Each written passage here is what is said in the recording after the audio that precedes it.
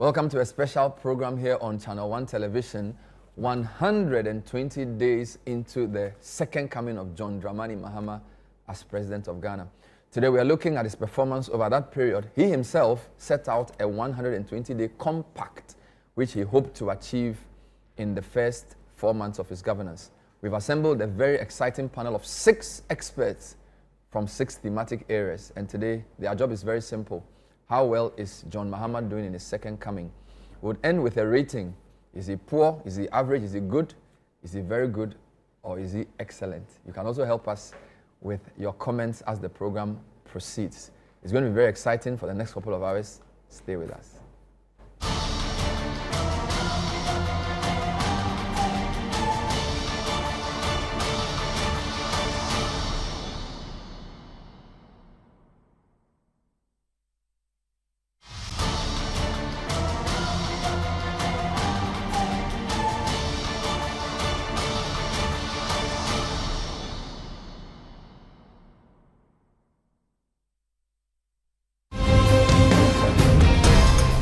This Friday on Footprints, it's the turn of Kweku Sinti Misa, aka KSM, who shares his own story about his educational journey, his life as an actor, satirist, and talk show host. Preserve constitution says if you come there even for one day, or that day, one day, allow you that day. But proper college, that is when I realized that I could really speak. You know, because I joined the debating society in 1973. For me now, in my old age, I think the multi-party thing has not done the best for us. And some sort of a union thinking of great minds would have helped Ghana better than what we have now. When I heard that Vibe, there's a new station called Vibe and they're looking for, at that time, they said presenters. I said, okay, then I think I can do talk radio. Almost every single stand-up comedian in Ghana was a university graduate. Oh, wow. Because they saw me and they realized, oh, so it's okay to have your master's and still joke. As part of my bragging rights, I changed that image. Cool. And I made comedy an intellectual exercise. Politically correct had Rollins sitting there, his wife, many people from the, what do you call it, diplomatic community. Yeah, I remember. Footprints airs every Friday at 7 p.m. with a repeat on Sunday at 4 p.m. only on Channel 1 TV.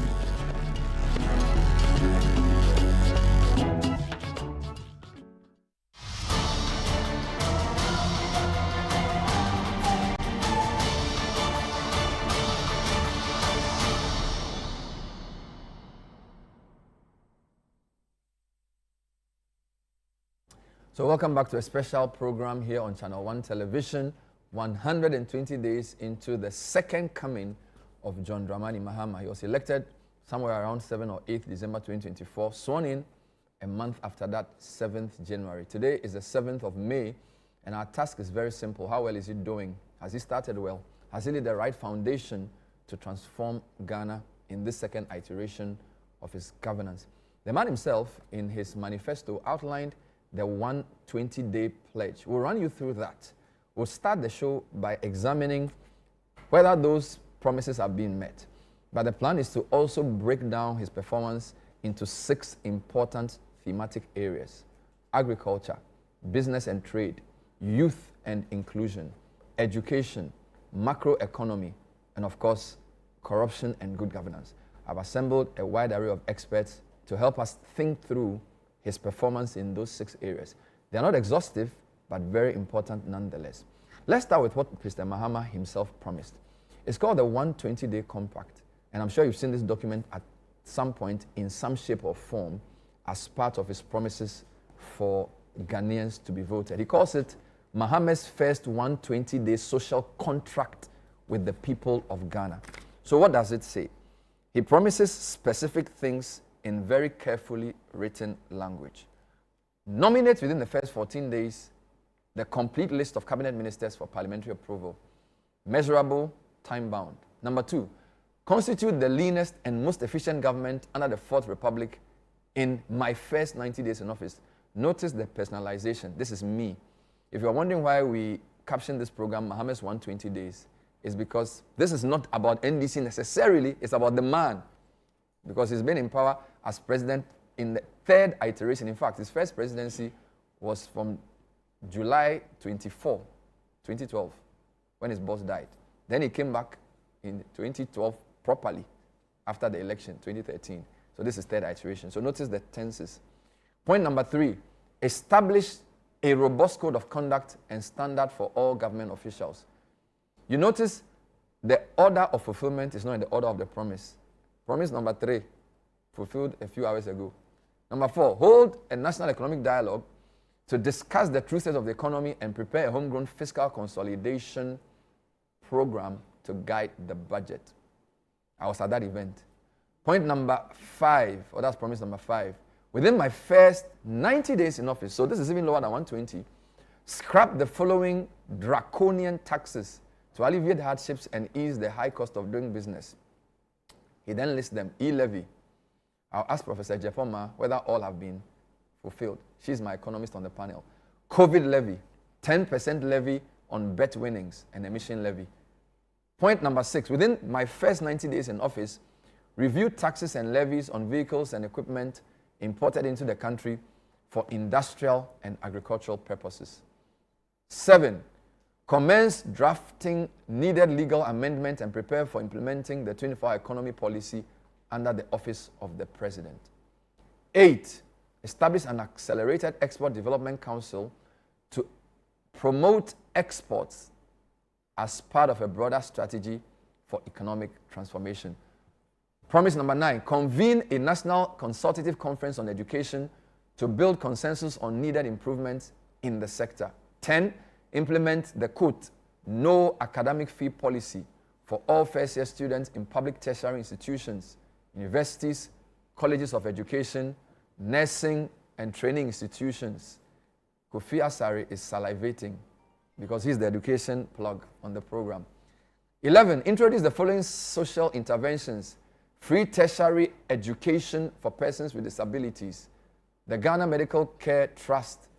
He even calls it Mahama Care before he's elected. Such audacity. Mahama Care Fund. That's the name he calls it.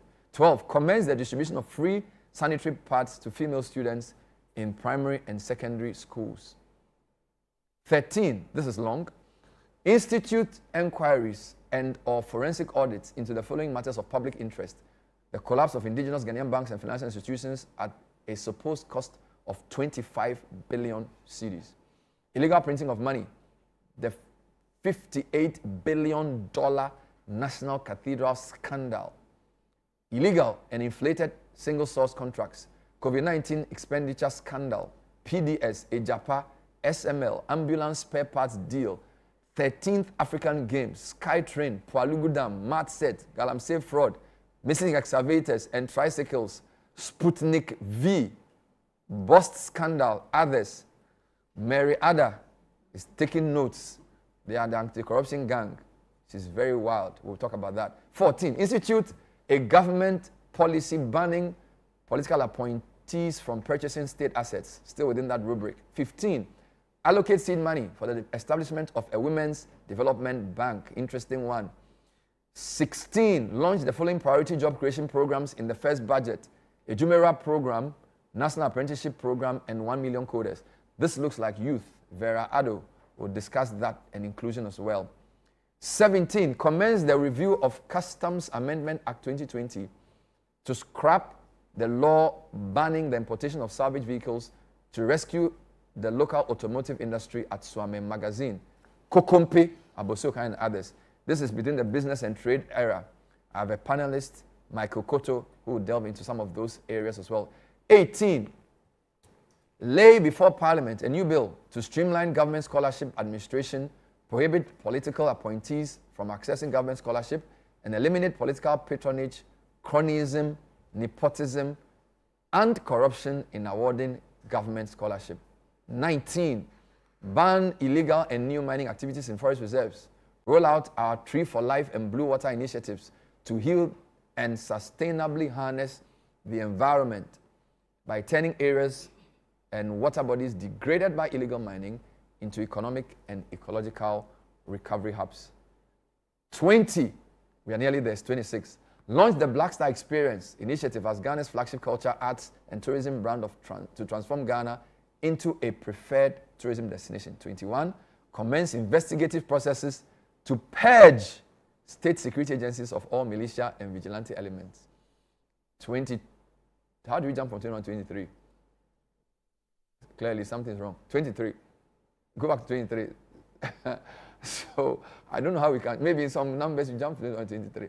Reopen investigations into major unresolved criminal cases, including 2020 election killings, Ayaso West Wogon by-election violence, murder of Ahmed Swale and Silas Wulu Chame.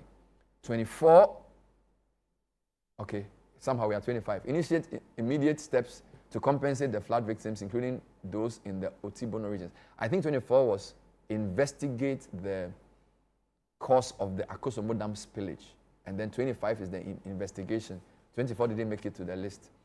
26, carry out a shake-up of all loss-making SOEs and realign them to break even and transit into profit-making entities. So, those were his 26. This is a special show on Channel 1 television analyzing Mahama's 120-day pledge. I'll take a short break. When I come back, I'll tell you who my panelists are. I've hinted some of their names because we could find their area in the compact. But the man sitting next to me couldn't find anything about the sector in the compact. So he's looking at me some way. So I'll start with him. Stay with us.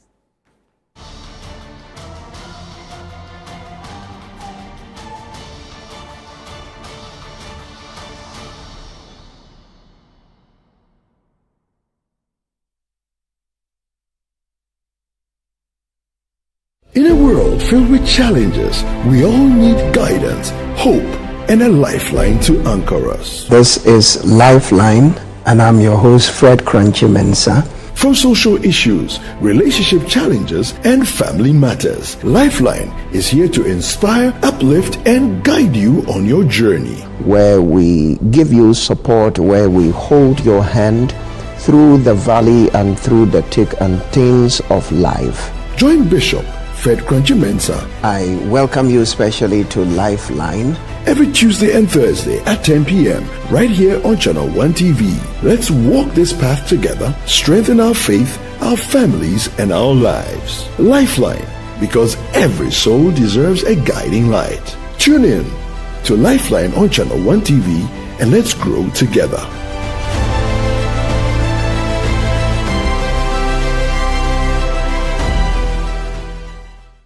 Curious about what's happening beyond your borders? Beyond Borders takes you there. Every Wednesday at 7 p.m., join Caleb Kuda as he explores the stories that shape our world, connecting you with Ghanaians in other cultures and seeing the world through their eyes.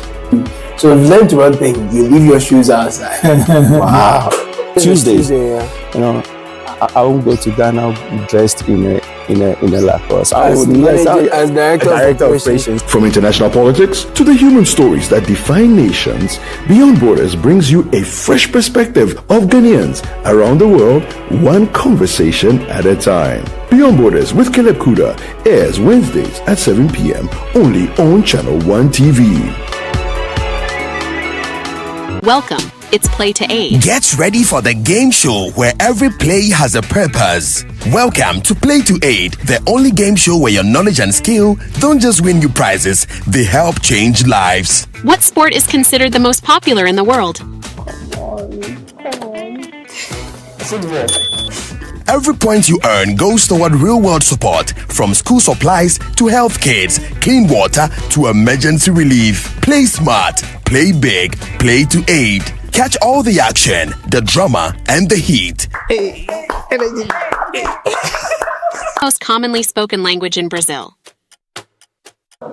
Portuguese. Play to 8 every Sunday at 3:30 p.m. only on Channel 1 TV. Edna, let's begin. The Play to 8 game show is proudly sponsored by Tang Palace, Giraffe Island, and VVIP.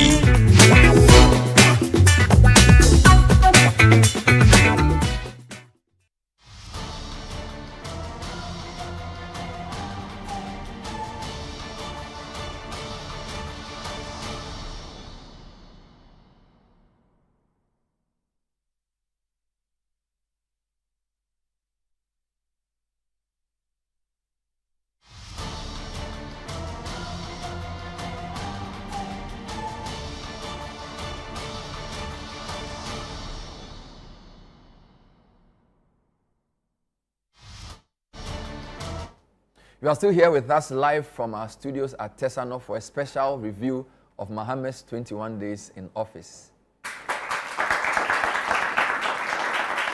Thank you, thank you. We have a motley crowd of interested citizens who are here in front of 6 thematic area experts to review Mahama's 20 days in office. Sat next to me is a professor, a research scientist, former researcher with the Savannah Agricultural Research Institute, SARI, who has worked at the UDS and in Ghana's agri sector for many years. Indeed, he has a quarter of a century's experience or more at the very high level, PhD holder in the field of agriculture. Professor Roger Canton is here with us. Prof, thanks for coming. Thank you very much. Sat next to him is a friend of mine. He is a polymath. He's brilliant at many things. But for today's program, he's focused on trade and business. He's also the founder of Confidant. Ladies and gentlemen, Michael Koto. From the civil society space, a vibrant development worker whose area of emphasis for today's program is inclusion and youth. Ladies and gentlemen, Vera Addo of CDD. Thank you. Regular watchers of Channel 1 television would not have any problem recognizing this gentleman. He became the leading voice in education advocacy, at least for the past 5 years or more. He's the founder of the Africa Education Watch. Ladies and gentlemen, Kofi Asare. For the big economic jargon, we've brought a great economist. She is a professor of economics. These days, he researches and teaches at the University of Ghana Business School. My good friend, Professor Ejepoma Jekedako. And last but not least, one of the champions of good governance and anti-corruption, done many things in GII. Now she's the head of Transparency International's Ghana chapter, Mary Ada. Our special guest is also you. If you're watching from home, we have a WhatsApp number on the screen. Please tell us your views. So how do you assess Mahama's first 120 days? Are you underwhelmed? Is it just okay? Is it doing very well? Or has it been exceptional? Let's know. We'll be happy to read your comments throughout the program. My name is Bernard Avle. Thank you for joining us. So maybe let me pick who will volunteer to go first. Just a quick reflection on what I just read. Maybe I'll start with you, Confidant, because I like the way you sort of analyze things. 120 promises. How do you see the way he couched the promises? I noticed he personalized the promises, and for some, he had days he attached. What was your overview of the idea of telling Ghanaians that I'll do specific things in 120 days, Michael?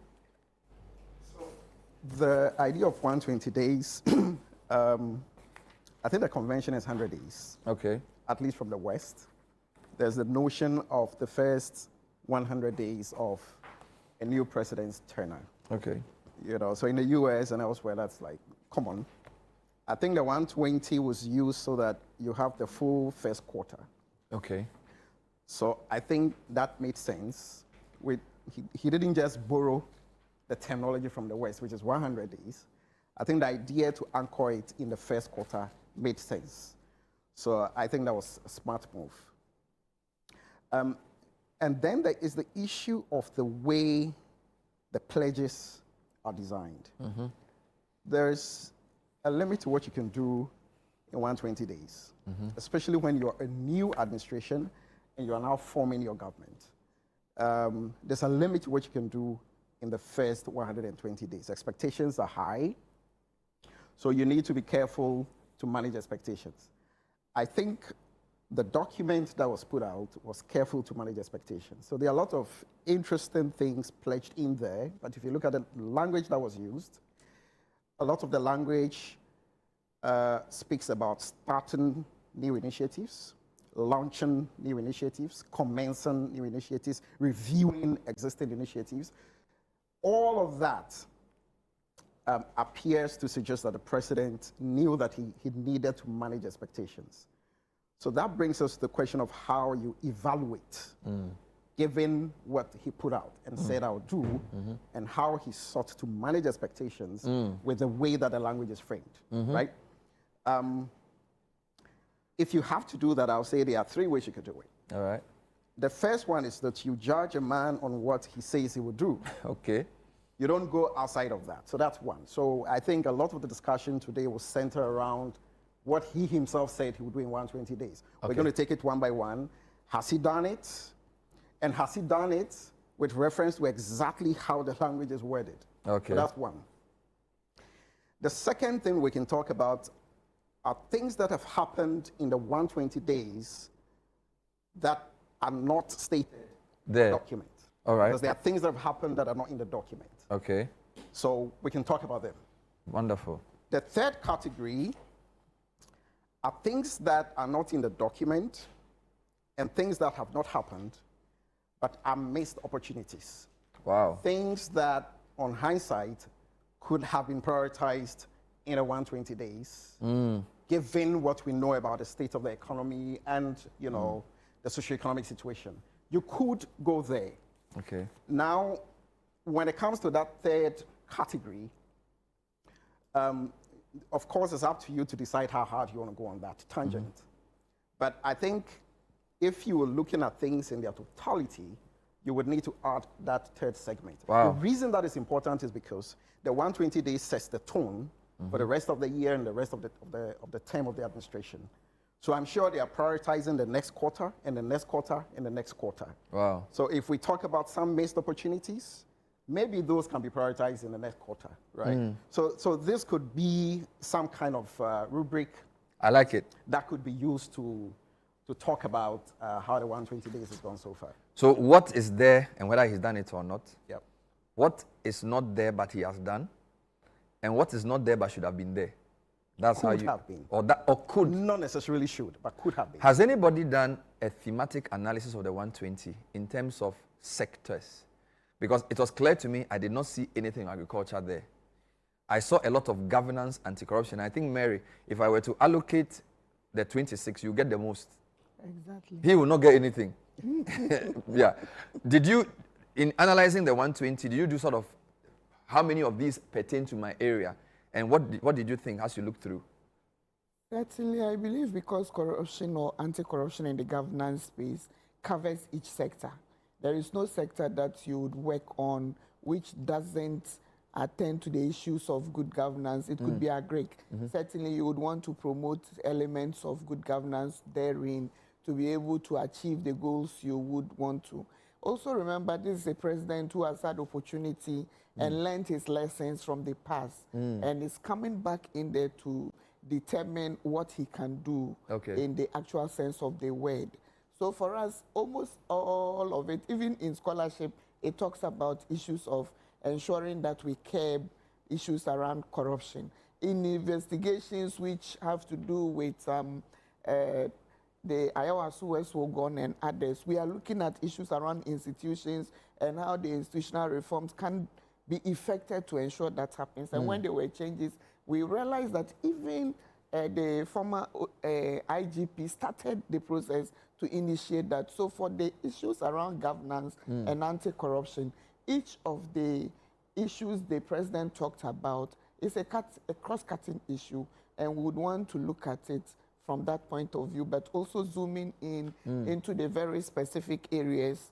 And as Michael indicated, some of them we believe are missed opportunities which were not spelled out, which we can talk about later. And for us, the missed opportunity, talking about asset declaration, talking about conflict of interest and others, without talking about the COPO bill, and that's the Conduct of Public Officers Bill, was a big missed opportunity for us in the anti-corruption space. Wonderful. Today, the president has launched what he calls the Conduct of Public Officers, a fantastic document, but then it is not one that can be implemented across regimes, because this is the president's pledge to the people of Ghana, focusing on the people who work with him. I see. And so if I become president, I hope it materializes one day. If I become president and decide that this is not a code for me, it means this wasted effort. But this is a good document that has been built on by this Code of Conduct of Public Officers Bill I am talking about. And so we need to, it's not late, as we have heard again, we need to progress into the next quarter looking at what are some of the other issues we can attend to ensure that we bridge these very glaring gaps that either intentionally were left out or unintentionally were not thought about. Just quick comments from other panelists on what you made of the 120 before we even get into your specific thematic areas. So maybe I'll do Kofi Asari, do Prof. Ejepoma, and then Vera before I end with Professor Canton. So Kofi, any reflections on what we just went through? How does it look? Were the promises well cast, and how different is his approach? Well, I think that ordinarily, you know, this exercise should be a very, very friendly match,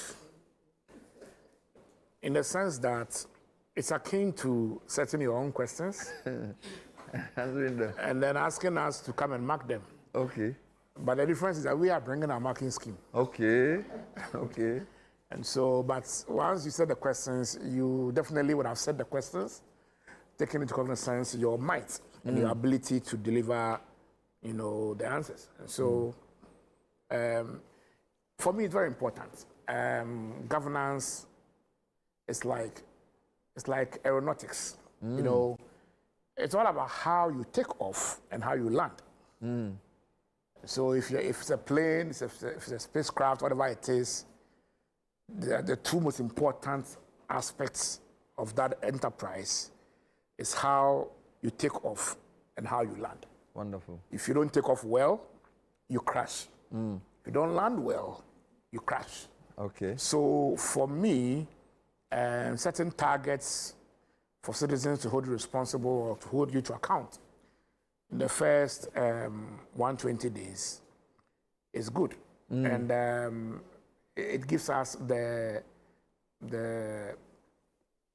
feeling that you are going to hit the ground running, because even in your first 3 or 4 months, there are strict targets you set. I mean, strict targets you set for yourself. And so it's a good thing, and that I want to encourage successive governments to do same. I like that. So he set his own questions, but we have the marking scheme. We have the marking scheme. I'm getting some bullet points. Yeah. You may be president one day. You give us the 3. So Vera, I wonder what you would say. So because I know you do development work, but I invited you to look at youth and also inclusiveness, which is not necessarily a sector. Right. So in looking at the 120, how did you process it? So for me, I think it's a smart move by the President Mahama, because ordinarily we would have just said, what did the President do in the first 100 days? Then we'll just pick and choose, we'll be looking at what he's done. But he gave us indicators, something to look out for. And that's very smart to do, to say that this is what I want to do. And also, it also shows his own priority areas he wants to target. So he says that this is what I want to do. There are a number of things. Going into the campaign, there were a number of promises and manifesto. And so there are high expectations. In fact, President Mahama has come back. There were a lot of expectations from young people that we want to see something new. And so for him to say, this is what I will do in my first 120 days, it's commendable, and to say that this is what I can do. And so now we are actually going through his 26 things that he said he wanted to do. We could have just been all over thinking about what has been done, what didn't he do, and all of that. So for me, you also realize that some of the, because youth is also cross-cutting, gender is cross-cutting, inclusion, almost all the areas you could think about, what does he really want to do? And you could sense that there was also a lot of things about job creation, something around the economy. It shows that, in fact, young people were targeted and a priority, because going into the campaign, most of the message by both parties were issues about employment. So young people were, in fact, the main target going into the election campaign. And so for him to list the 120 days and talk about areas for job creation. If you look at education, it's about young people, scholarships, free for persons with disability in tertiary is also for young people, free sanitary. We'll go into detail, but this is to tell you that he actually was targeting more young people, and that's for me. If you just see you there, it means that I will come to you later. But for us to see his own putting young people on the face, we say 120 days, I want to see more jobs for young people. Going into the election, there were lots of promises and all of that. I think it's so even though he doesn't mention young people, you can glean it from what he's done. And you're saying that in a very smart way, he's constricting our conversation. He's giving you 26. So everybody who is discussing this has to start with his 26. Right. So he's controlling the narrative. Right. I didn't think about it that way. That's brilliant. Let's come to Professor Jafoma. Economy was the biggest issue for the election. But when in reading this, even though I saw some economic things, I thought I would have seen more. That's how I personally saw it. I don't know whether in looking at the 26, you felt that the economy was well captured. What are your opening thoughts? Well, I think the president has had the opportunity to be president before, and that obviously is an advantage to him. He recognizes what he can do within 4 months, and so to ensure that Ghanaians keep believing in what he says, he needs to put out what he thinks he can do within the 4 months. I think one major thing that struck me in the 120-day contract that he put out had to do with fiscal consolidation. Okay. It was there. And I think he recognizes that our major problem in this economy has been fiscal indiscipline. And so if he started off by tackling our fiscal issues, that could trickle to the other areas and ensure that we get the macro stability that we need. Ensuring that inflation comes down, for example, food inflation will take some time. You need to put in some measures to ensure that this happens, right? Ensuring exchange rate stability also takes some time, but we've seen that our currency is actually appreciating at the moment. So he didn't spell out those issues clearly, but we are seeing signs of recovery in the economy. And so what I'm trying to say is that he just wanted to put out the things that he wanted us to judge him by and the things that he knew he could achieve within the 4 months. Amazing stuff. And so, interesting point, I'm being told that the list is actually 25. So when we looked at the list, there was a jump from 21 to 23. So, you know, the man set his own questions and he did a sleight of hand. There is from number 1 to 26, but when you count it, it's 25. Because if you look carefully at the document, they jump from 21 to 23. So it's actually 25 promises, not 26. Most of us didn't see it until my producer pointed that out to me. I'll come back to economy. Let me end with Professor Canton for the first round. So I was quite surprised to see that there was no explicit mention of agriculture in the 25. Is that an issue for you in analyzing his performance so far? Okay, thank you very much for the opportunity. I will say the president did a novel thing, and I will say I will salute him. I mean, it was a bold initiative. It's also novel, and it's also a sign of servitude. To the best of my knowledge, in our continent, I have yet to hear of a president that have subjected himself to be reviewed within 100 and change, like my brother said. It's common with the Western world, but in our typical Africa or third world, it's not. So if someone have given you this opportunity, then it says the person is willing to listen to you. And don't forget, we've come from a checkered 80 years, a kind of debilitating environment. So that ties in very well. And like we said, you see, governance is a journey. And when you start in a journey, there are a whole lot of things you may not anticipate. You may anticipate some, and some you may not anticipate. So they come, and you pick on them. And as you rightly said, there could be missed opportunities, and there could be things that were targeted, and you may not even have been able to achieve them. So it's within that conundrum we're looking at it. And do not forget, agriculture, if you ask me, is so critical. It's novel and number one, because without agriculture, nothing works. To go back to Karl Marx's, Leninist philosophy, 3 key things for man is food, number 1, shelter, number 2, and clothing. Okay. So clearly speaking, you can't do without food.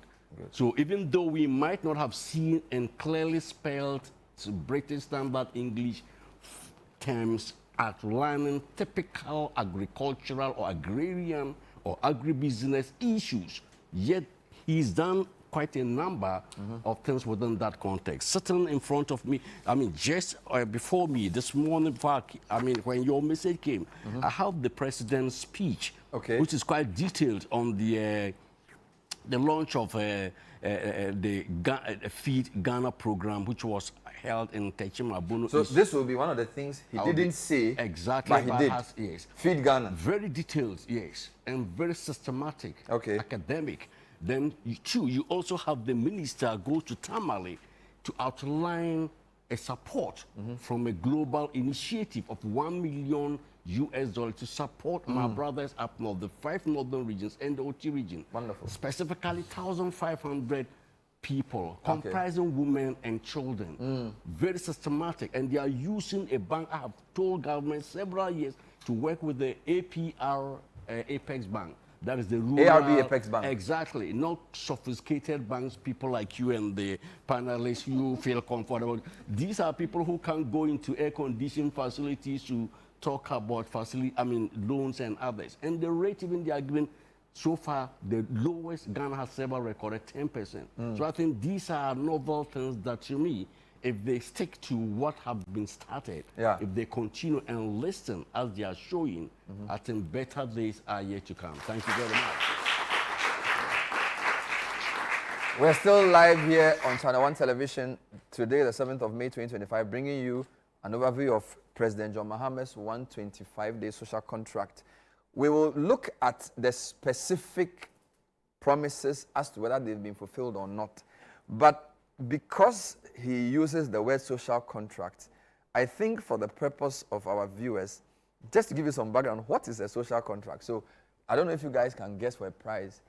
It was originally a theory of Jean-Jacques Rousseau, a French political philosopher, who was actually banned from France for coming up with those ideas.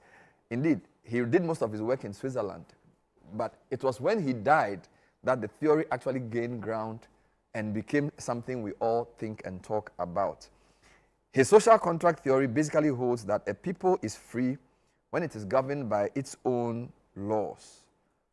This is accomplished through the general will, which is like a collective idea of the common good, and through the election of its government. So that you elect your government, and then you elect the government on the basis of what you want the government to do for you. By voting for what the government promises in its manifesto, you've entered into a contract. If they do not fulfill their promises, they've breached the contract, so you vote them out. That is the basic idea. Don't forget, those days they were ruled by kings, and they were born to rule. Whether they are good, bad, or terrible, they would rule. So the social contract was a radical idea, and it came up in the Enlightenment in the 18th century. This is between 1712 and 1750-something. So that's just some background for you. Now, let's take you quickly into our own assessment of whether the promise has been fulfilled simpliciter, before I ask each of my panel members to do their thematic overview of the subject area. All right. So I'm told that I should take a short break. When I come back, we'll bring that up for you. This is a special program on Mahama's 120 days social contract. Let's know from you if you think he's doing a great job or not. At the end of the show, we'll rate him 0 to 3, poor, 4 to 6, average, 7 to 10, good. Actually, 7 to 8, good. 9 to 10, excellent. We'll be right back.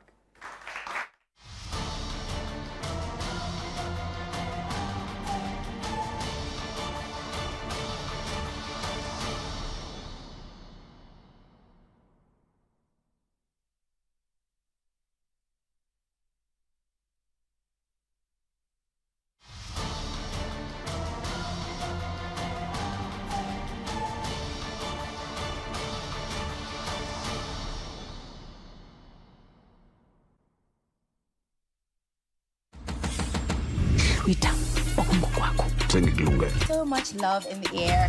What are we looking at? Thank you guys for joining us for this unforgettable night. Paw Patrol is on. It's Max Verstappen in the lead. The megastar is here. Absolutely sensational. Let's go! Just taking a trip down memory lane. Get unbelievable entertainment that is unbelievably easy to own.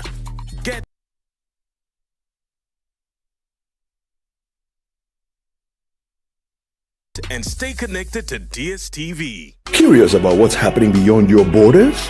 Beyond Borders takes you there. Every Wednesday at 7 p.m., join Caleb Kuda as he explores the stories that shape our world, connecting you with Ghanaians in other cultures and seeing the world through their eyes. So if you learn one thing, you leave your shoes outside. Wow. Tuesdays, Yeah. you know, I won't go to Ghana dressed in a Lacoste. As director of operations. From international politics to the human stories that define nations, Beyond Borders brings you a fresh perspective of Ghanaians around the world, one conversation at a time. Beyond Borders with Caleb Kuda airs Wednesdays at 7 p.m. only on Channel 1 TV.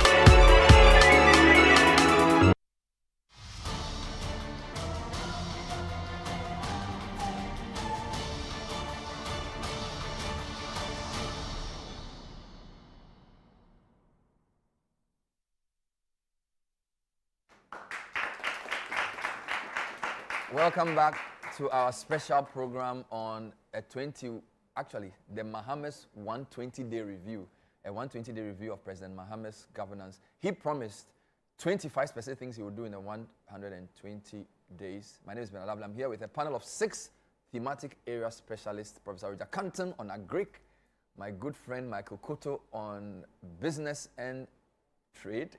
We also have Vera Addo on youth and inclusion, Kofi Asare on education, Professor Ajepoma Jekedako on economy, and Mary Awenola Ada on corruption and good governance. Now, this is what we're going to do. We're going to show you, of the 25, what we think he has fulfilled. And don't forget what Michael said. He was very careful to say commence, initiate, begin, start. It was not solve. It was more initiate. Black Star Experience, May 1st. We saw the video and the picture of that. Minister of Tourism was there. It was a big event. There was actually a circulating picture of a man wearing some funny white top next to him. So this was just a week ago. Seed money for Women's Development Bank. This event had the Minister of Finance. I think the Vice President was also there. March 11. You can say he's fulfilled it. Establishment of Accelerated Export Development Council. This was just 2 days ago. Guzitano is part of that committee. There were about 8 or 9 other people, Davis Kobo and co. In fact, in today's graphic, that program is there, 5th May. Policy banning purchase of state assets is part of his code of conduct. He also announced it in general terms when he speaks to his officials. Mary will deal with that, but you can say that policy is there, 6th May, which is yesterday. Reopen probes into 2020 election and by-election, Ayawaso West Wagon. 13 January, a week after he was sworn in, he directed the then IGP to initiate this probe. At the time, it was Dampare. So obviously, the administration of police have been asked to get into this. So we've had 1, 2, 3, 4, 5. Still in terms of fulfilled contracts, 16th April, it was a Wednesday. I happened to be the MC for that program. Samuel George was his meekest. President Mahama launched a 1 million coders program in a very brief ceremony at the Ghana Kofi Annan Center for ICT, close to the State House. Mahama Cares was launched on April 29 on health, and it's actually gained some traction in the news, so it's ticked. A Jumara program was launched last week as well, 28th April. George Opariado, the Minister for Youth, was on this program in our previous edition talking about this. Free tertiary education for disabled. We'll let Kofi Asare dilate on this much later. March 11, it was announced and launched. Free sanitary pad for girls initiative. This was a program where the vice president, because of her recuperation, was not around. But when the president announced to the world that the vice president was recovering and should be back soon, this was 24th April. Haruna Idrisu, the Minister for Education, was there with his deputy as well. So that's another 5. Still on things fulfilled, at least on the face of it. Launching the Tree for Life and Blue Water. Ama Kofi Bua, Minister for Lands. We remember the Blue Water Gas, Tree for Life, April 14th. It was launched in the Ashanti region. This was a Monday. No fee stress, end of April, very close to the free sanitary pads as well. 29th April, the president launched that with Haruna Idrisu again. 14th March, probe into Akosombo spillage. This is a committee that has been set up by the Ministry of Energy, working to address this. Now, I know this committee is working because I was invited with my boss to testify before the committee based on the work we did for relief, supporting communities affected by the flood. So I've testified before this committee and it's on record. Carry out check-up of loss-making SOEs, 13th March. Don't forget Michael Pesa-White, SIGA CEO. There was a program where he laid out the rule that if SOEs like Gihok cannot make money, he doesn't know why they exist. So you can say he's begun. We don't know whether it's fully fulfilled. Michael will help us appreciate some of those nuances. Abolition of taxes, COVID levy and others. Just will explain, because there were a number of taxes mentioned. Some you can say fully gone, some in the process. We'll deal with that. 2nd April budget. Atufosin read out. Betting tax is gone. E-levy gone.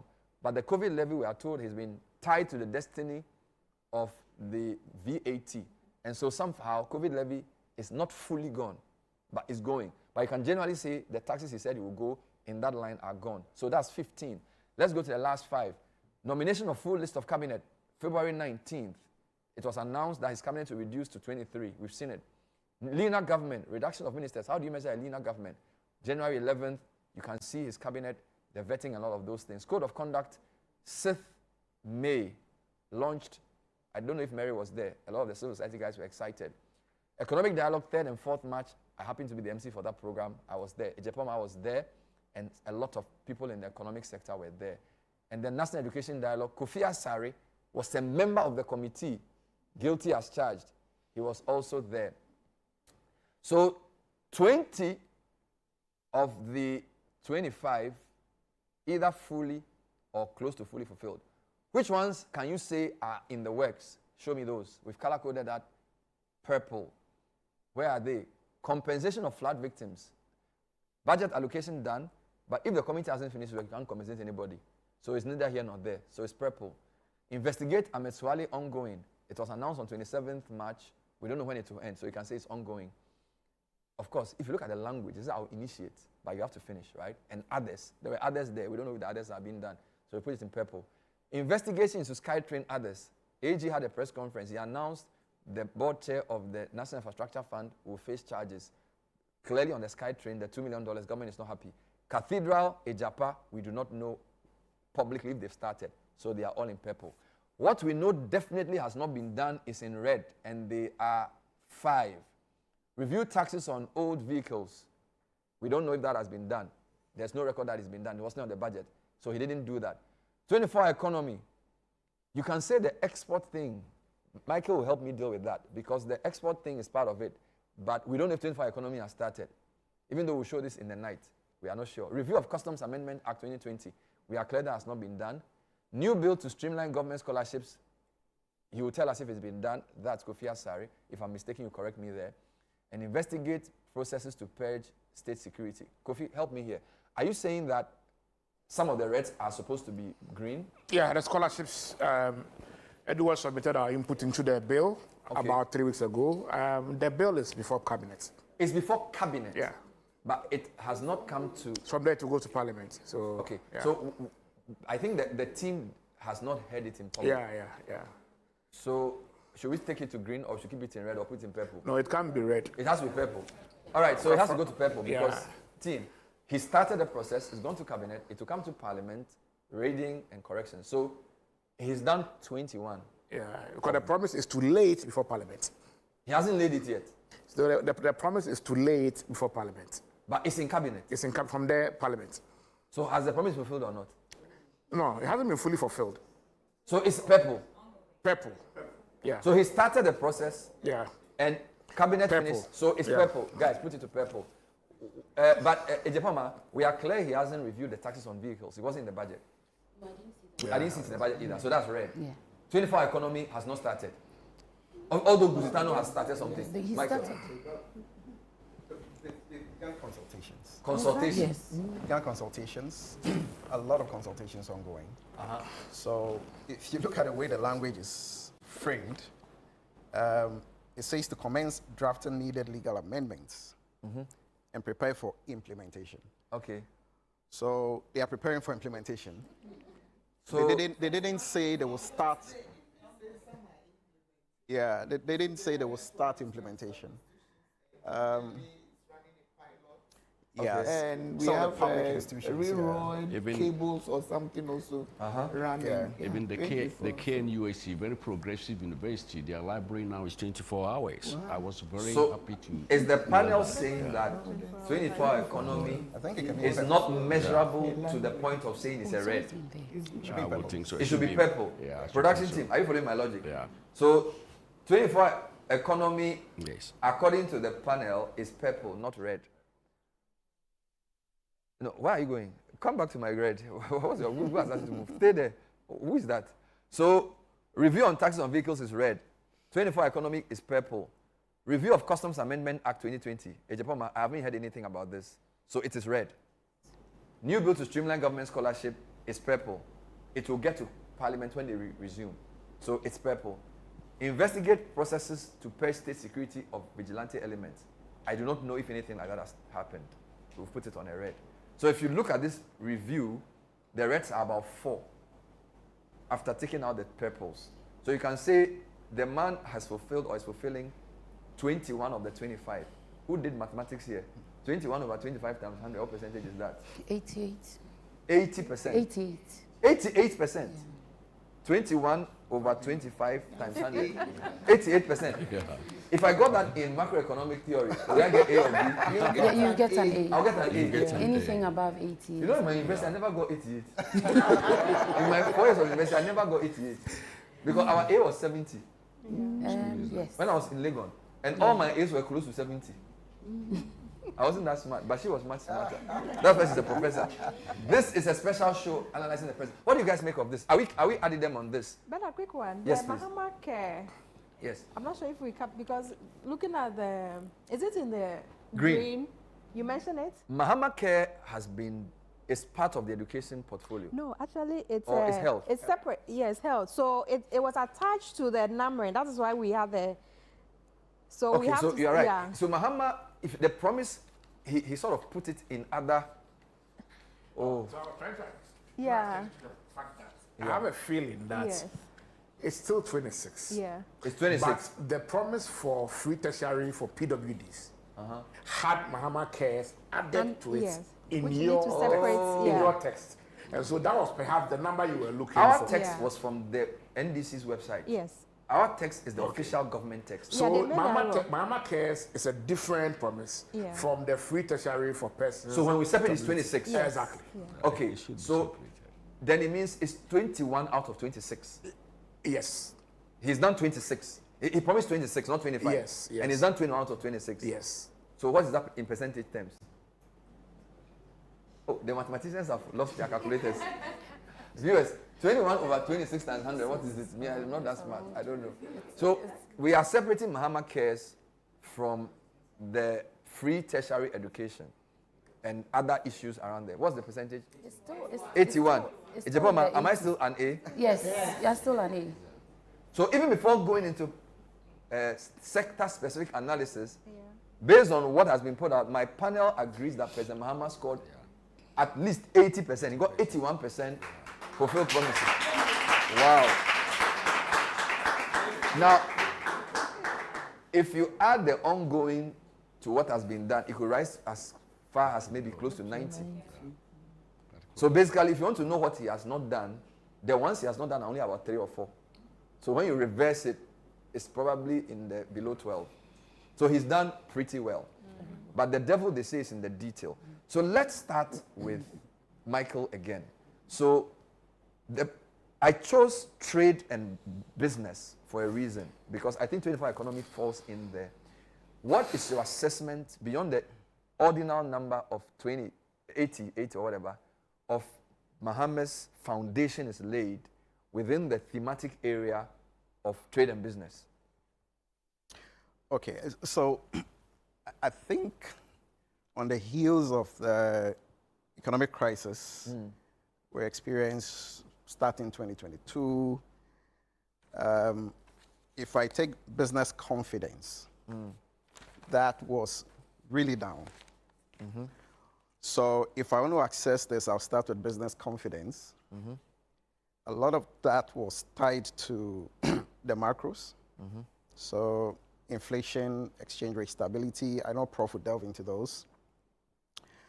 And issues to do broadly with what was going on in with the banking sector, what was going on with debt exchange. If you put all of that together, business confidence was really low. So if you look at the state of the macroeconomy in the last 120 days, you can ask business people whether the trajectory, the macroeconomic trajectory, has restored some level of business confidence, because you need to start from there. Okay. If there's no business confidence, industry will not invest. Or they will be cautious, right, even if they're investing. So that's the first one. I think we've seen some macroeconomic stabilization. The rates are still high overall, but they are trending downwards. So I think overall, that has injected some confidence into industry. So I think that's important. You can talk about all the micros. If the macroeconomic situation is bad and there's no business confidence, industry is not going to invest. They are not going to employ, they are not going to create jobs, they are not going to be able to pay taxes. So that's the starting point. And I know business Prof confidence. Business so let's confidence. go to Prof and I'll come back to you. Yeah. So Prof Ejapoma, what are the most important things to look out for in the macroeconomy to assess if he started well or not? So let's forget about what's on the list. Now I'm just asking you what you know. If you want to know if a government is starting well to lay a good foundation, give me 3 or 4 indicators that you look at to say that they are starting well. Okay, so you look at how the government is tackling its expenditure and revenue. So revenue handles and then expenditure. You also look at inflation, what is happening with inflation. And then you also look at what is happening with exchange rates. Okay. So if you ask for the 3 main things that I think you should look at, especially in the short term, I think these are the main indicators. And especially for businesses as well, these are the indicators you can look at to see whether businesses will thrive or not. Today we were told that inflation is at an 8-month low. Yes. City News reported 21.2 or something. 2%, yes. an 8-month low. Yes. Where is the exchange? So that's an 8. Where is the exchange rate? It's at about 13.4, 13.5 thereabout. 13.4. Do we know where it was when he took over? It was around 16 thereabout. Wow. So there's 15, 16 thereabout. So let's say an average of 16. Yes. And it's now in the lower 13s. Yes. That's interesting in 3 months. I mean, for the dollar. Which is the lead one? Yes. But for expenditure revenue, is it the budget we look at to get a sense of that? Because that is usually something you analyze after. So you get it? Because he's just started. So you wouldn't know whether... So for that, it's a bit sketchy, right? So you look at the effort that is being put into managing expenditure. And that's really what I'm trying to say. So, so if I use what is happening as an example, he's auditing arrears, right? And clearly that's to tell you that he's making sure that any payment that has to go is the right kind of payment that is going. And so if you want to consolidate, right, and go on to reduce your expenditure, then these are some of the things that you have to be doing. You have just assumed office. You can't just make payments anyhow. You have to make sure that those payments are really due the people the payments will be going to before you pay. But I mean, that's also a bit risky if you don't manage it well, because it appears that you would be backloading your expenditure, and the expenditure that you have to undertake or that you had to undertake previously would be undertaking at the end of the year, and so that might increase your liabilities getting to the end of the year and increase your cost as well if not managed properly. So you can get a sense from how the actions... So when you look at the actions and the internal policy things in the budget, would you say he set the right signal in expenditure and revenue? Yes, I believe so. Because, you know, once the revenue handles, some of the revenue handles were removed, right, he recognized that there was going to be a gap. And so he had to make up for the gap. And so he had to also look for a way to reduce his expenditure, at least in the interim, to send some signal that he's trying to carry out fiscal reforms, and that would bring confidence into the economy and affect many more macroeconomic variables in the economy. So but I look at what is happening with the Treasury bill rate currently. It tells us that he has reduced his borrowing, or the government is reducing its borrowing domestically. Of course, we've been shut out of the external market, the ICM. We've been shut out of it. And so once the Treasury bill rate reduced drastically, it sends a signal that he's reducing his borrowing appetite. My only problem with that was that I thought it should have been done slowly, because it was too drastic a fall. And if you look at where the monetary policy rate is at the moment, and you look at where the T-bill rate is, the gap is too wide. It shows that there's some misalignment, and it makes it difficult for businesses especially to predict what the interest rate is going to be, and makes the environment quite uncertain. Now, if you look at the T-bill rate, the subscription of the Treasury bill as well, you can see that most people are subscribing more to the 91-day one. They are just adopting a wait-and-see approach. Short term.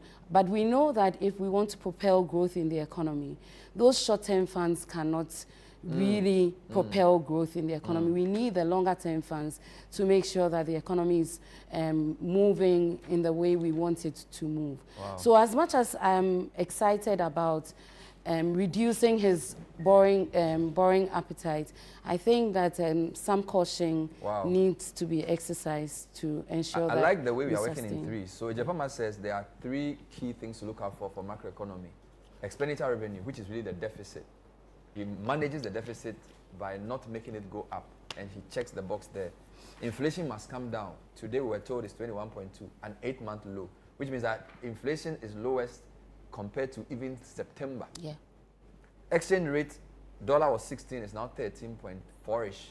So on the top 3 items for macroeconomic indicators, he's doing well. Just as a small asterisk, don't let the T-bill rate fall too rapidly. It may have effect. So you're basically saying you're cool with him.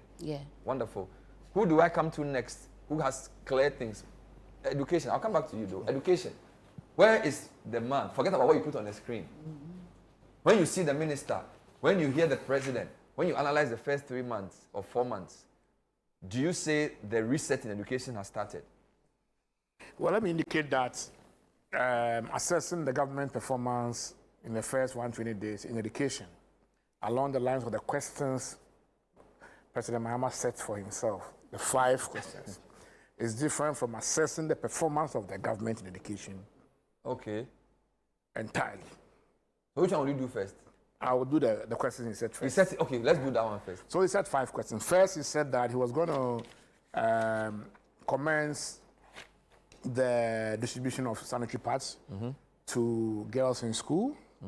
He said he was going to lay in Parliament a bill to reform the scholarship system. We've had a scholarship secretariat since Kwame Nkrumah also. There's no bill. It's remained as an office under the president with no legal backing. So that was great. The third was to provide 2 tertiary level interventions. First, no fee stress, free academic fee for first-year students, and then free tertiary for PWDs, persons with disability.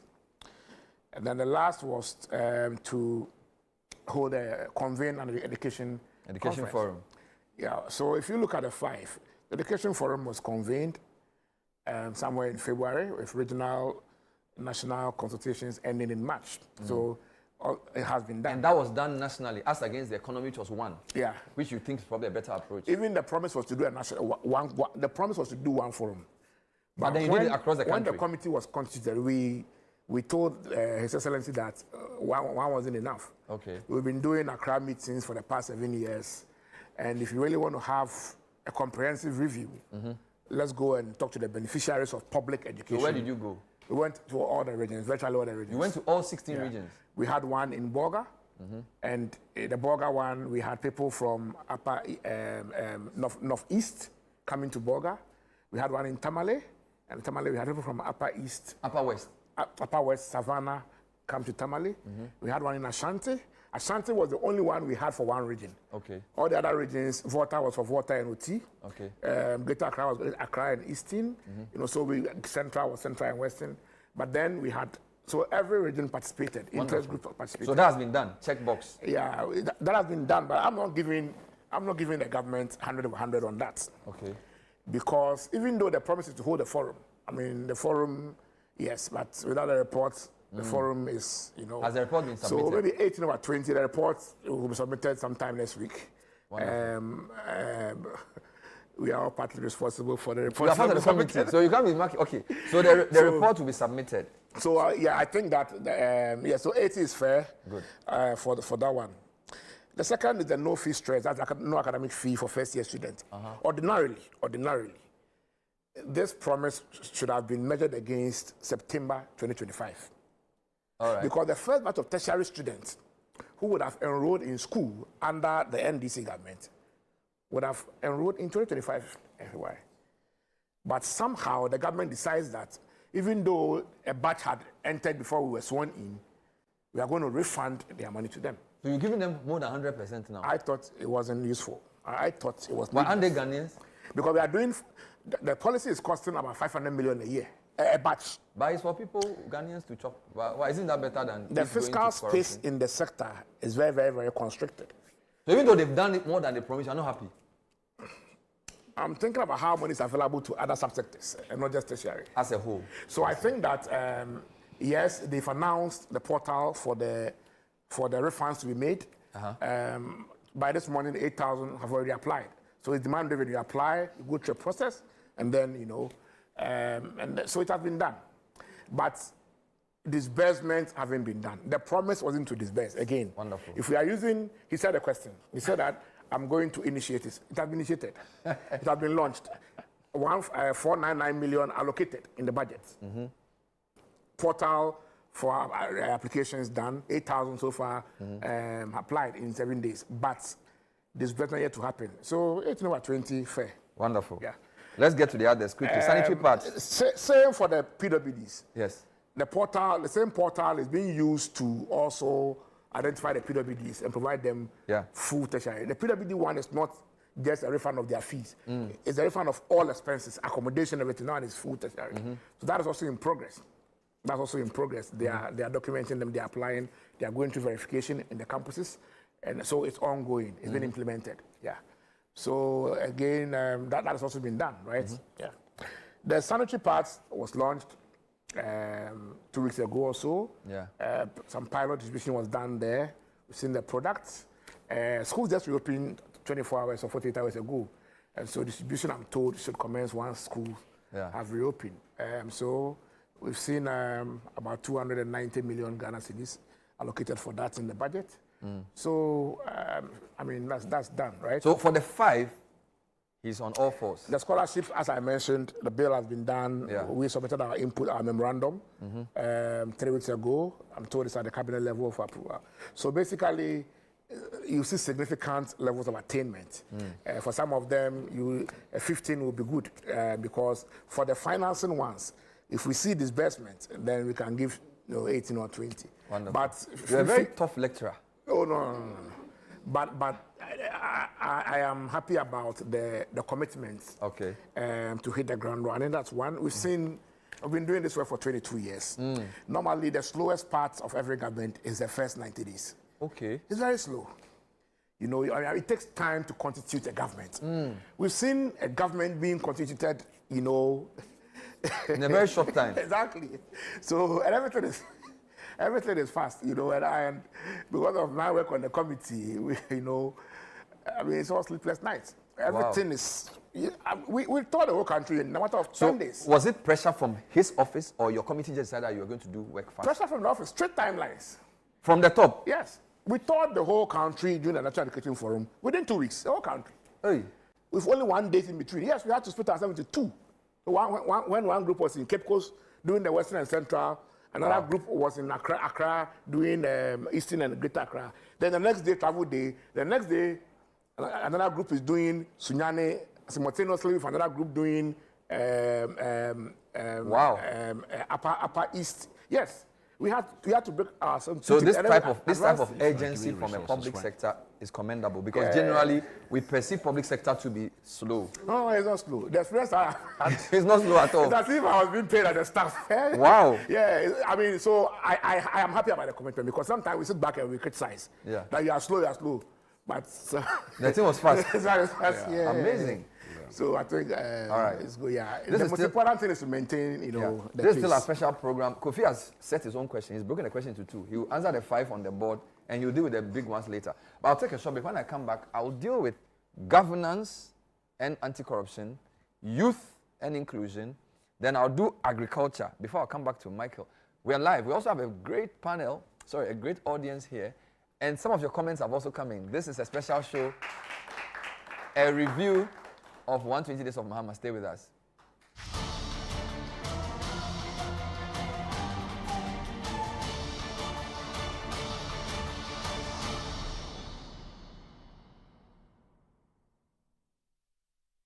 He says she's everything he wants, but she's breaking him piece by piece. A whole man, abused emotionally, physically, financially, yet still planning a proposal. Is this love or denial? This Friday at 9 p.m., join Chris Carter and her sisters on Sister Sister as they unpack the raw truth behind one man's painful letter and ask, what does love really look like when it hurts? My girlfriend of 2 years has been abusing me in every way you can imagine, but I can't let her go.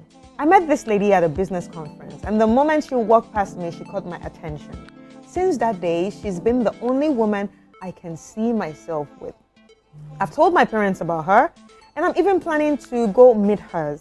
But I'm afraid this abuse will only get worse if we end up together. Ladies, what do I do about your fellow sister? I'm ready to put a ring on it. Some men actually like that. And I think for the fact that he loves this girl and even wants his children to look like this girl, there are so many factors working in his favor. And the abuse shouldn't be something, it wouldn't be something he can't live with. If it's my brother, I would do what I can to resist that because I don't think that this woman is going to give you the peace that you need.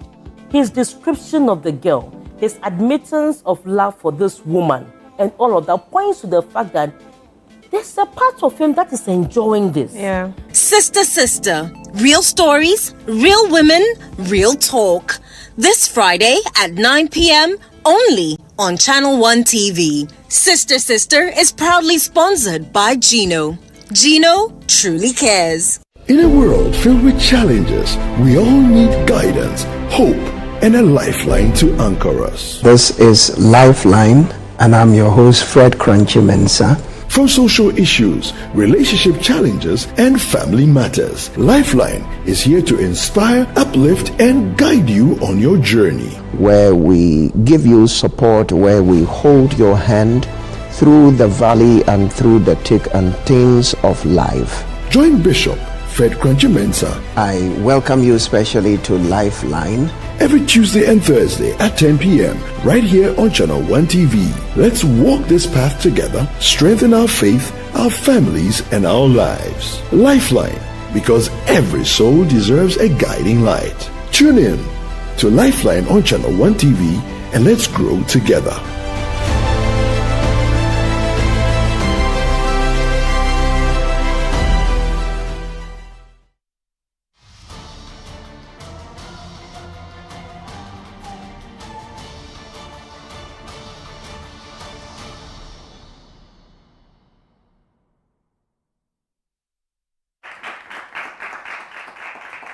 We're still here on Channel 1 Television, bringing you a first special program, a 120-day review of the Mahama government. Don't forget, he set out a social contract. We're told 26 things he wanted to do, and I've brought 6 thematic area experts: good governance,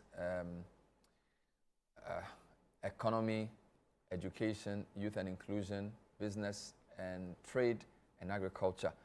Thanks for staying with us. Mary Ada, so good governance, anti-corruption, 121 days, what is your assessment? Thank you, Bernard. I believe, let me start by saying that, adding my voice to the rest of the panelists, that this hasn't happened naturally before in our setting, and so it's like a rare occurrence for us to then be assessing the president on what he has set for himself. These are basic guidelines he's placed within the context of governance he wants to execute. I say they are basic because we have already said it's institute, investigate, review, and others. And so these are very basic. And I'm very happy that we have basic parameters based on which we'll be building on the governance space as the government progresses into the second quarter and into the year. And judging by the budget, you also then see reflected manifesto promises that are supposed to be implemented. And one that comes to mind quickly is building or strengthening the anti-corruption institutions to be able to do their work. You realize that even the budget allocations for these institutions were increased significantly. Good. So it means that government's commitment to prosecute the agenda of anti-corruption is great. We were a little worried about how this was going to be done, but clarity was given in the budget presentation. Again, we are hesitant because sometimes allocations do not necessarily mean disbursements. And we have had history of assessing and coming to the conclusions that sometimes not even 70% of these allocations are provided for. But it is a good thing. It's not happened. The president has set these benchmarks for himself based on which he wants to, based on the social contract he wants to execute with the people of Ghana. And I think it's very good. Wonderful. We don't see it very much, so this is good. However, it is my opinion as well that the issues we are discussing and the critiques we give must also be taken and then considered going forward. I hear in the economy discussion the issues around the artificial holding back of issues from the budget side. And discussions have been ongoing because of the sweeping of various accounts and others, and government machinery not running as it should. But then within the governance space, let me talk about the things he said, which he has done. Good. He said he would put in place a code of conduct, a robust one at that. And I must also again say that this is a very good document. It outlines behaviors that are captured in the Constitution, which are supposed to be executed by every public officer. So we are looking at chapter 24 of the Constitution, which talks about issues around asset declaration. And the president, again, has shown by example even that people who do not comply would have themselves to blame. It is a good thing to see that happen. Because in the past, for me, I'm not doing a comparative analysis of sort, but in the past, we have seen presidents encourage their appointees to do the needful. However, they didn't. And I'm not just talking about the recent past, because we have done requests for information in the past beyond just the recent past and realize that many appointees of states do not take the issues around asset declaration seriously, even though we have an act that is supposed to do so. Again, we see the president, perhaps because of past experience again, take the issue of conflict of interest seriously. And this is captured, and it's so well captured in the conduct, the code of conduct. Good. I believe we are more informed when we come from experiences of the past which have not served us well. The president again showed by example that he had received some gifts, and the gifts issue is as well one of the key component that is really exhaustively captured in the Code of Conduct.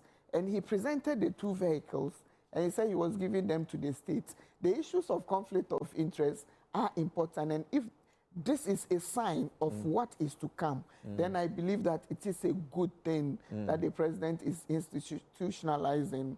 To say again that his appointees must declare any gift that they have received that exceeds the 20,000 Ghana cedis. I don't know how much that would be in dollars. Perhaps those of you in the audience would be able to tell me that. For us in civil society and for us in the Transparency International, we believe that's a huge amount. Because looking at the minimum or average wage of the Ghanaian, even those in the middle class, I believe directors in various sectors do not get 10,000 cedis to go home with. And so based on what we set that minimum benchmark of 20,000, it's an issue we can interrogate going forward. Codes can be reviewed, so I believe we can do so as well. One thing I would want to say, however, is that the codes are not exhaustive enough, and they are administratively very good to manage behavior of public service. And codes in the ethics regime are fantastic, but then they do not curb behavior when it comes to issues around compliance and others. The president has exclusive powers and can sanction. But then what if tomorrow Bernard is president and you believe that these are not what I want? That's why we are thinking, we believe it is a better approach to go for the Conduct of Public Officers Bill, which was started during the 2013 regime of the current president, done by Shraj, inputted by civil society. In 2016, we had almost passed, but then the issues around verification and publication of the assets is what truncated the process. Because we brought in the issues of culture and why armed robbers and others would come at us if we declare and then also publish our assets. So we believe that going forward, particularly for conflict of interest, you know it's not criminalized. And so it's difficult to prosecute.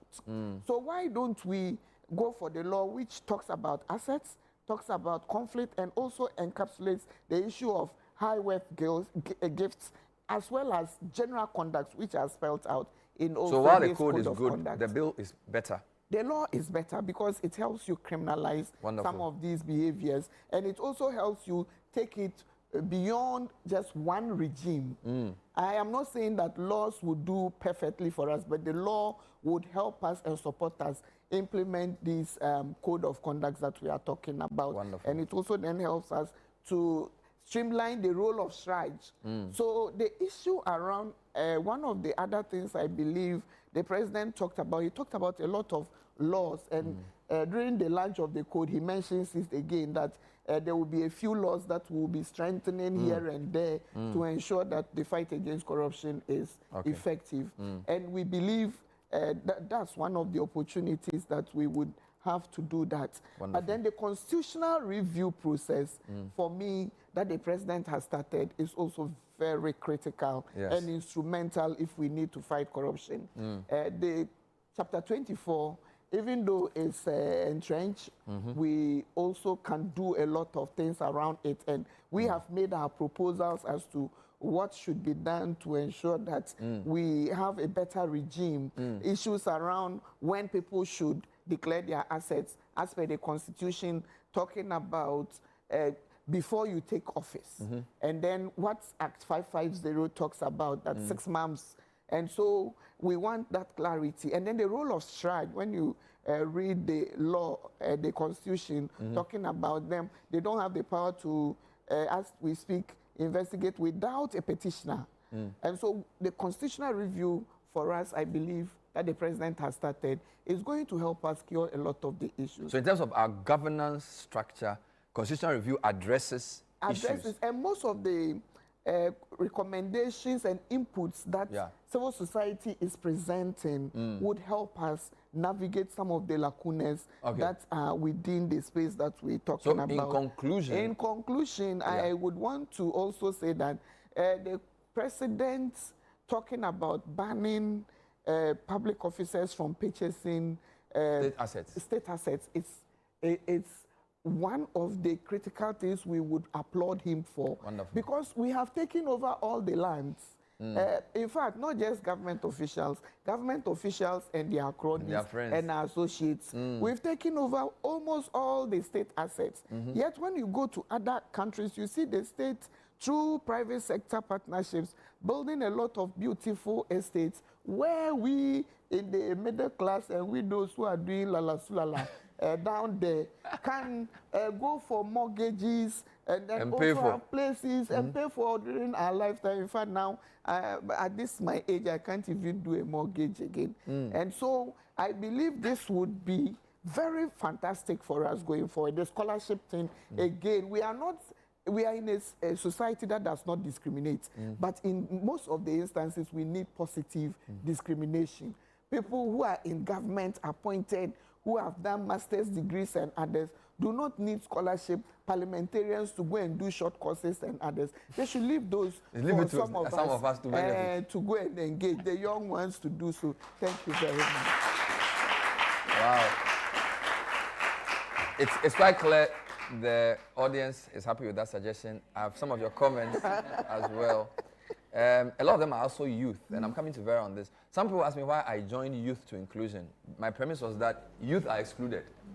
So youth and inclusion is one, and I know you work in both spaces. What's your assessment of Mahama's 120 days on those two parameters? Right. So inclusion means that you are leaving no one behind. Correct. How have young people featured in Mahama's government? And it also means that representation. When you are talking about inclusion, you are talking about representation. You are talking about participation. In fact, you are talking about power. You can include people and not really be in the decision making. So, just being part of it. But in your settings, you invited me to talk about youth. We have audience. So the audience are not just young people. You have a rep. You have a representation who is here. So if we talk about inclusion, it's important to look at all these parameters. And going back to Mahama's 120, in terms of the youth, let me start with the youth. Maybe 2 or 3 broad areas.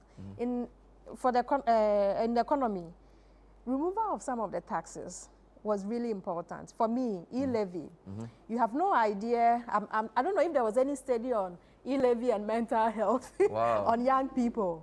For some reason, you have a lot of startups who would just want to pay Momo. You want to pay Uber or taxi, Momo. You say, no, our charges. Then it's we always had issue with. Now people didn't want to accept Momo. You have to have a lot of cash on you. For the first time, I had to even have some cash because I was doing some transactions and I was looking at how much I was paying. For me, it was a lot of. So for young people who are trying to make it, e-levy was a big issue. It was a big issue, very big issue. Knowing that we're trying to go cashless, a lot of startups, you go online and you can buy something from Instagram. You just have to pay. You don't have to have cash on you. I had gone for weeks with that money and I knew that, I can just pay. And then Momo, e-levy comes in and we are like, please don't tax Momo. For us, it goes beyond Momo, but that was as basic for a lot of young people who could easily access their. So I think that was quite a relief. And for I don't know how to put it, but psychologically, it was more like, finally, we can do transactions. And for the first few times, I paid Uber driver and didn't complain, add charges, and I'm like, oh, hallelujah. Now there's no, so for me in the economic part, that was very important. And the betting tax, I have my own reservation about betting tax also, but for many who involved in that, it was a big deal also for them because the president had to promise, because young people said, please don't tax betting for us. I had my own reservation, but at least it satisfied a session of young people who thought that if we don't have employment and we are having our own ways to do this, why take money from us? But I think maybe that's a conversation for another time to talk about it. On the national economic dialogue, this is a very important. There's been a lot of. The president recently launched the National Apprenticeship Program, the Jumera Program, and all of that. The 1 million coders program. Yes, that's also very important. It shows that, well, we want to create jobs for young people. We want to give them skills. My issue with that, even though I commend President for doing this, my issue is that it still falls in the same way of how we do things. And if you are not careful, the same beneficiaries of a Jumara probably had done NACOB or had done Youth Start or had been part of something. So we have a number of programs training young people, no startups. And then sometimes they go and give startup money to some other people. So that's, we are not able to manage it very well. And so we start slogan, the Jumara, this, that, then we keep putting the things in. You start. I think maybe taking from you on the missed opportunity or you said something about, yes, was a national conversation on youth employment. Wow. We're looking at the economy, education, national dialogue and education. Can we look at employment, youth employment? Why is it that we have had a different sectors, agencies? Now we have a lot of agencies. When I interviewed the minister, there were at least 17 to 20 agencies doing different things under youth employment. That was a lot. A lot. A lot. And we still have a lot of youth unemployment. If you look at the statistics and the 32%. A lot of, so it means that what are we doing that is not working? Why we can't be doing the same thing and expect that young people will still, if not in the next couple of months or years, we are going to have a lot of young people coming up again about employment issue. But we still have 1 million jobs created. Where are they? Who are these people? So we need to have a national, well, it's not too late. I think we should, with the minister, we need to really have a conversation about employment in this country. How do we ensure that we are looking at tertiary, free, first admission for persons with disabilities? How do we connect more graduates getting employment as well? So most of these programs are looking at out of school, different levels of employment. But we have a lot of graduates who also come out without employment. And we have a lot of them coming out now because the turnover every year from the universities, from the polytechnics, from the teaching, now we have training, the nurses, a lot of colleges of education. It's a lot of things happening that the employment seems to be on a different level. We are targeting maybe at a low level from junior high, you can go into it, senior high, you can do it, the rural and urban. But there's no structure as in following persons from the tertiary. When they come out, where do they go? Is you and God for us all, as in you have to. So if I get you, you wanted him to be more clinical, or the government is more clinical on the youth employment question. Right. So even though he's launched a Jumera, 1 million coders and all of those, you think there's a lot more work to be done there? Yes. On the Jumera, I think I was happy he said it will be managed by the National Entrepreneurship and Innovation. NEIP. I went to the website, I didn't get anything on it. So it's in there, it's launched, but how do we assess it? How do I even get this information so that I can also share with other people, young people, that this is an opportunity to take advantage of it. So I think there's a lot more on employment. It's a big deal for President Mahama, but we have to do it right. Again, if not, it will still be we'll be coming out with different slogans and all of that, doing this and that, and it's not well coordinated. We have to do something about the employment. And on education, Kofi has spoken much about it. If you said a report, my question was, where is the report? Because it's important for us to, it's young people. And I was happy that Kofi was in, so they engage student bodies also to have their input in it. Most of the time when we have education conversations. We didn't engage them because I was in. At least I can say I know you and I know what you do. And maybe because and you with were his there, white beard, he's the youngest person on that committee. So you can imagine how old they were. Yeah. So for me, I thought it was brilliant. For the first time they were engaged. Most of the free SHS, we just went in. No young person was consulted on how do we go about it. So if we have to have a conversation about education, those who really it affect them, let them also. So you're saying that in the conversation must be inclusive. The policy must not just say, I will help you as a young person. I must be involved in the ideation, whether it's youth employment or education. Talk to me first. Don't just give me something because you think I need it. Thank you. That's wonderful. Yes. So, and then on maybe appointment, issue about representation, you realize that there's a sense of more young people in Mahama's administration. Generally. Generally. That's where a young person is defined as what? That's so what we need to know. I was coming to that. Okay. Perceptions are also important Okay. because we've seen previous, we go back to the people who have been in certain positions and now you see the kind of fresh energy. By Ghana's definition standard, most of them will not qualify as youth. Ghana, Who's a young person in Ghana? But they are younger people. They are younger people. So Wait, that's what I'm saying. Who's young in Ghana? Up to 35. Oh, so I'm not young. No. Sorry. An old young man. Yes. Ajifa, you are not young. You are not. We are supposed to be mates, but you are not. If early 40s is not young, No, you are not young. I'm not young. I feel young. For the UN, it's even 25. Oh, for UN? 24. Oh, they should go away. Yeah. They should go away. So you're saying that the perception, so, but from your youth perspective, are you saying that when people look at this government, they generally see younger people than the previous Yes, one? yeah. So generally, not the youth, but younger people. Younger and I have seen my colleagues from university, mates who are serving in the government, and I'm excited that we can have some people serving it because the general growing up, you think that if you want to serve in certain positions as a CEO, you have to get to some age before, but the trust for young people is incredible and it's commendable. But importantly for also the young people who have been given opportunity, we really want them to do well. What about the inclusion of women? I was going because the guy on the screen right now, Akujeto Blackwell, was actually a year behind me in secondary school. He's now my foreign minister. Samuel George was like 3 years behind me. He was in KNUST. He's now my communication minister. Shamima was just 1 year ahead of me in the university. She's now government spokesperson. And there are lots of them who were. When I did the analysis, I noticed the average age of Mahama's appointee is 50. They were born in 1970-ish. But there were a few who were born in the 80s. Right. And I think there's an Ashanti regional minister who was born in the 90s. Yeah. So he's the youngest of them, for what it's worth. Yeah. What about women? Bernard, quickly, before I go to the women, the dedicated ministry for young people, for the youth, is also commendable, knowing that Ministry of Youth had existed in different ways. Yes. That was sports, but now we want to say have some concentration only on young people. And I think that it shouldn't just be the Ministry of Youth, but we want to also see the staff, the officers. They should also be young. They should be young to put in that energy and start working. So don't have a Ministry of Youth with old chief directors. Pablo, you know what to do.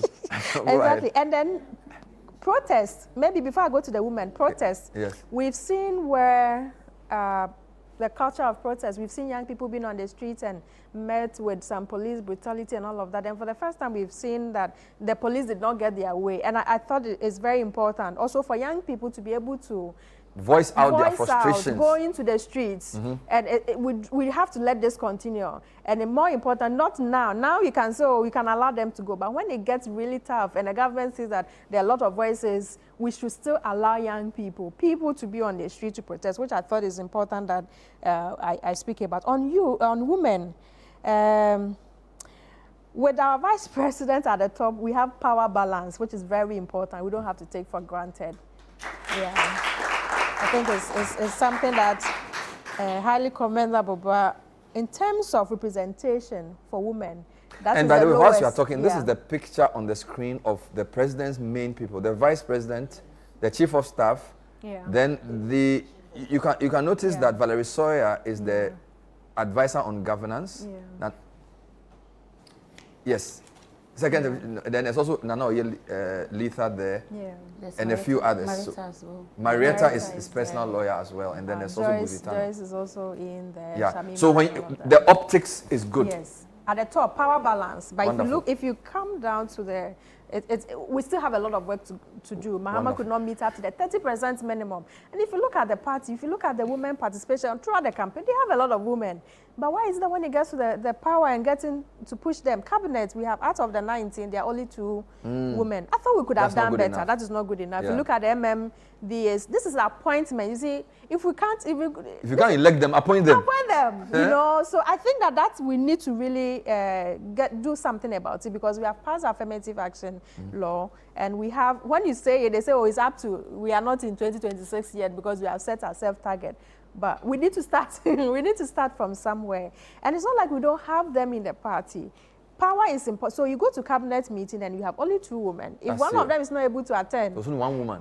If two of them are not able to attend because of assignment they have, then we have 17 men. deciding for the rest of us. More than half of the population. Yeah, the women are more than, so it's not too good. We have different diverse capabilities. We bring in different ideas and energy into the room. So I think that in that space, I think President Mahama can do well. And so in a nutshell, also about our specific needs. Women have specific needs which we understand and appreciate better than any other person could interpret for us. So at least in a cabinet of 23 people, we should have more than 6 women. Yeah, so the 2 is not good enough. I want you to summarize. So in a nutshell, what are you saying about everything? I'm saying that there's a strong political will. We've seen the sense of agency to do something. We've seen the trust for more young people. Yeah. We have to push beyond just this. We think that there's more to be done going forward. And for young people who have gotten also the opportunity to serve on boards and the SOEs, we have issues with SOEs in Ghana. We expect them to do more and not just think about it. I have 10 minutes to go. Thank you, Vera. I think you want to put your hands together. Professor Canton, let me take your substantive submission, then I'll do a half submission for Michael because I broke into your submission. And then I'll read your comments. Then we'll take everybody's last mark for the president. All right. So, Prof. Agric, has the foundation been laid? What are your thoughts on President Mahama and how he started? Well, I will say Agric in this country, unfortunately, the Fourth Republic hasn't done well at all. In sharp contrast with, well, I was not born in Nkrumah's era, but we were told what Nkrumah did, the brigade and all those things. But I recall I was in the elementary school during the Achampon's era, where Achampon did so well. In fact, it's unprecedented worldwide. In fact, United Nations, AU, and others even gave awards to the government as at that time. And I recall when I went to Russia, we had our friends from Liberia, Sierra Leone, Mozambique, and Angola that applauded Ghanaians so much because we exported rice and maize to these countries during the 1970s that are champion. Really? Yes, Operation. We used to export rice. Oh yes, Obiarando and maize. From Ghana? From Ghana to Liberia. Obiarando. Yes, time. Everybody should weed. Exactly, and all of us. And we have school farms. And notably, my school, the school I attended, the best school in northern Ghana, that's Navrango Secondary School. Navasco. Where we have a lot of very good, in fact, we have over 100 acres of rice field in view. We have cattle for almost 200. We have sheep, goats. Even we had a dam. Our headmaster had stocked it with fish. In fact, it was the only school in this country that we never vacated early. We will always be the last to vacate. Because we are working on the farm. And the first to also come. Yes. Amazing. Because our domestic baser, Hawa Ayebo of blessed memory, I think one of Ghana's best women politicians still up to date. I'm talking Hawa Ayebo, the Boku Central MP. Yeah. So clearly she was our we did so well. You know, so coming back to agriculture, I think it is purely commitment. If we are sincerely committed, agriculture is not rocket science. We can turn things around. And we've done it before. So why are we not getting things done properly? So you ask yourself, there is a lot of sloganeering, you know, rhetoric, you know, advocacy. Agriculture doesn't like noise. Agriculture is, you focus. No, it's not like gender issues, anti-corruption. No. You focus zero on it. You don't make noise in there and then get the job done. Good. As simple as that. As I have said, if you ask Ghanaians to prioritize agriculture, we've been doing it year in, year out. Cocoa doesn't even get to the place of number 15. You know, but yet cocoa is given so special. In fact, cocoa with this attention is far better than all the other crops. Who eats cocoa overnight? You are a typical Ebe. Akpele made from cocoa. No, we haven't Certainly, gone there I'm a typical northern person. It's seasoned. No. You know, and then, so clearly we can do better. Yes, please. Yes, and it's not far-fetched. We have the structures. In fact, we have one of the best scientists in agriculture in Africa are Ghanaians. So let me get you right. You're saying yes. agri should prioritize producing what we eat, exactly, rather than focusing on so-called cash crops. Cash crops. Because if you don't produce what you eat, who should produce and you will go and buy? So this cocoa coffee thing is not the issue, right? It's exactly. Cowpea, you know, finish these that. are the typical things that we eat. Before you That's now do cash. But the Minister of Finance wants money. He needs money to But do how roads. much do they even get from that? That is the question. That's a good question. So let's just know, we should be very comparative in these cities, you know. Look at cocoa now. That's a downward trend. Globally. Yes. But if you take crops even like cashew, sesame, and others, are even doing far, far better. And like I said, if you produce food and you eat and some are left, people will always pick them. Even there was a report in the BNF that the share industry was suffering. Exactly. And that's why we're talking about food self-sufficiency, which is totally different from food security. So that you should produce what you eat. Okay. I was trained in Ukraine. I mean, during the former Soviet Union. I never went to university in Ghana here. And that's another area that I was trying to talk about, the youth. The question is, what kind of youth are we training? What is this university curricula like? We're talking about technical university. I was asking people, when we say technical, what is a technical university? You see, we don't understand these things. We just arrogate them and give to institutions, which is flawed. A technical university concept is well grounded in the Russian, Australian, and German systems. And these are hands-on people. Engineering, you know, aircraft, everything. The engineers just think about the things, and these are people who implement them. Go to all the technical universities they call, ask them, even the teachers there, whether they can do these things. So how are you training someone and say, they are supposed, their level, they are not grammar people, like lawyers and those other people, political scientists, economists. No, these are hands-on people.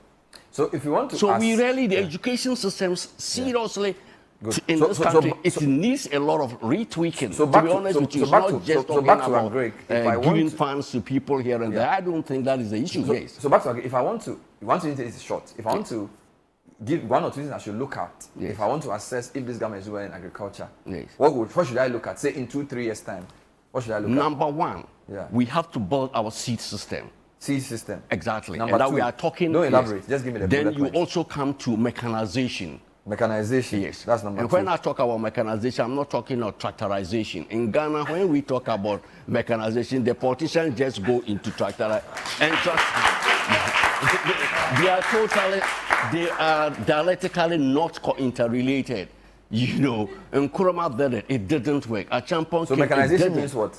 When we say mechanization, we are talking of a whole gamut or cocktail of planters, tractors, combine harvesters, disc plows, moldboard plows, harrows, the whole gamut, even to processing of small, like this, we call them bokina. Those other things, you know, soya, kose, and others. So seed system 1, mechanization 2, 3. Then we're talking about fertilizer because the soils are really, really bad. Okay. And when I'm talking about liming. All the soils in this country are heavily acidic.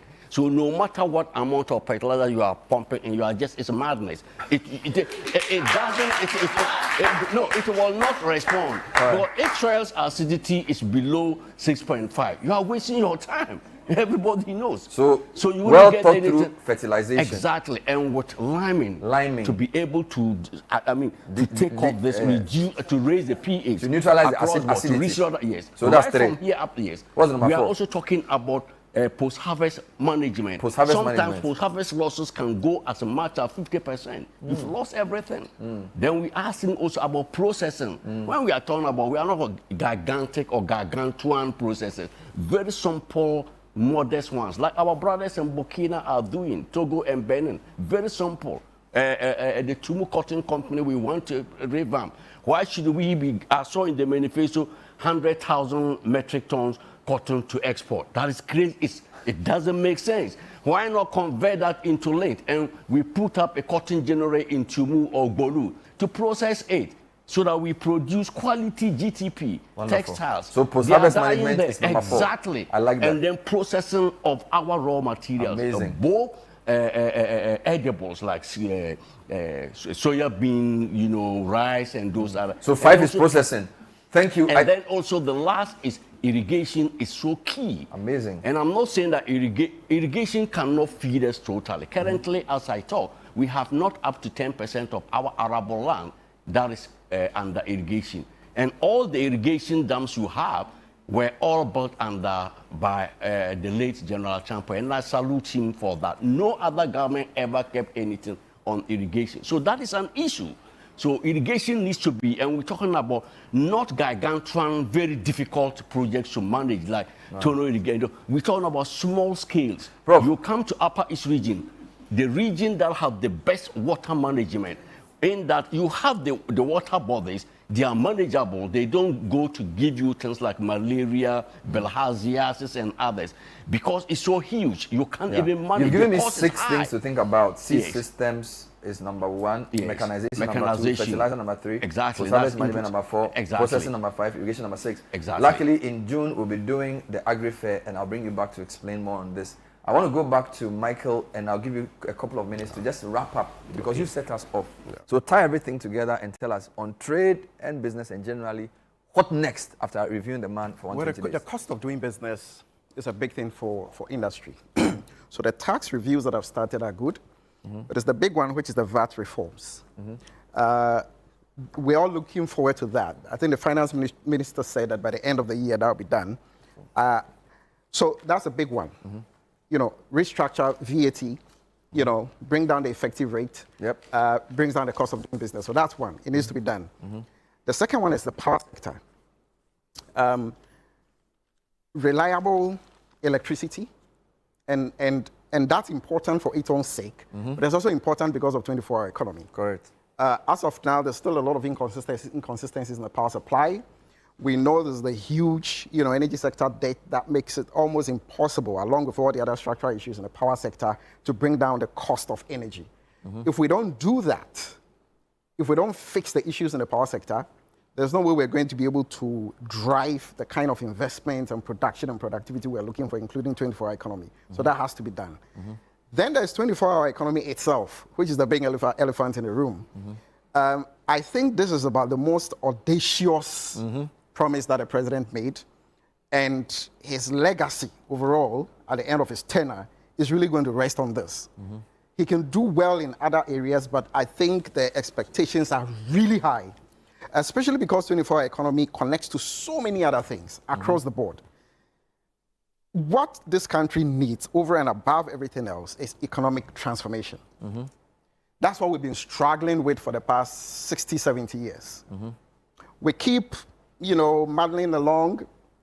Every administration comes, you know, gets a few things done, but we're really not able to take, you know, a step back and say, how do we really transform this economy into a real high productive economy, you know, industrialized, you know, value-added production, diversified economy, diversified exports? We still haven't done that.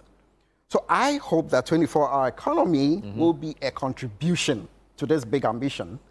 But the kind of big, bold implementation that is required is something that I still haven't seen. And I think that even though efforts has begun and there's consultation, you talk to people in industry, they are being consulted, that is good. But I think this is one area where the president and his team really need to go big. Wow. I hope, and I mean, I would rather that they spend a bit more time to design it well and implement, rather than rush to learn something that doesn't get implemented very well. So we're really looking forward to see how the blueprint is designed and how it is implemented, but that is the big one. We have to get it right. Then under trade, and that's linked to the 24-hour economy agenda, the way it's been designed. I see that, I think yesterday the president, or 2 days ago, launched Export Committee. Accelerated Export Development Council, which is also supposed to support the 24-hour economy. I would like to see how this is connected to GEPA, how this is connected to Exim Bank, how this is connected to the Trade Ministry's other agenda, and what is happening in, you know, other sectors related to trade and export. I see that the president has undertaken some efforts to the Sahel countries that have exited ECOWAS. On one front, it looks like something to do with peace and security in the region, but it's also important because the ECOWAS market is still our biggest market in the continent, right? So it's important that, you know, we're able to restore economic relations with ECOWAS countries. So a lot of what he's doing, I hope that there's economic diplomacy dimension to it that we take seriously. The Women's Development Bank, I see that some seed capital has been allocated. There's a lot of debate around how you do the Women's Development Bank well. Some people think that you should just work with existing banks, allocate additional capital that could be prioritized for lending to women instead of setting up a whole institution. That debate, it appears, when I listen to the government, it appears that they are intent on setting up a new institution. If that's the approach they want to take, fine, but that institution shouldn't be a big bank. Okay. That would be my advice. It should be an agency, lean, small, which coordinates with existing banks to see how they can prioritize women lending portfolios. Wonderful. Rather than setting up a wholesale retail bank to do women lending. So that's it. But let me just wrap up quickly. All the things the president has launched in the first 120 days are fine. But without proper coordination, what's going to happen is that you're going to have scattered implementation piecemeal all over the place. And at the end of the day, you don't have real impact. Good. So they need a real whole of government approach to many other things. They need to connect all the dots and make sure that there's coordination. Number two is tracking results, which is extremely important. And to avoid duplication, we talked about some of those. That is very, very important. Most of that has to do with gathering data and evidence and making sure that a lot of things that are being done are evidence-driven. Okay. Because you can do a lot of things if you're not gathering evidence and data as to whether they are working or not. You have no way of knowing it. Finally, 120 days is fine. But what about the rest of the time? We would like to see the president and his team continuously submit to us clear, specific commitments for the rest of the year, for the next year, until... So it shouldn't end in 120 days? It shouldn't end in 120 days. What do you do in 1 year? What do you do in 1 year? What do you do? 3 years. The budget statements and all of that. Would like to see how... Wonderful. Continuously. This discussion, if we can have these kinds of discussions every quarter, it shouldn't just be at 120 days. Every quarter we should have a performance review of the government. I like that. So that also means that you at home and those of you here, by applauding, have committed that every quarter you join me here to review the president. A few quick comments. It's too early to rate the president 120 days. Let's allow these targets to be met, because it's one thing launching an initiative and an entirely other thing to track it for it to succeed.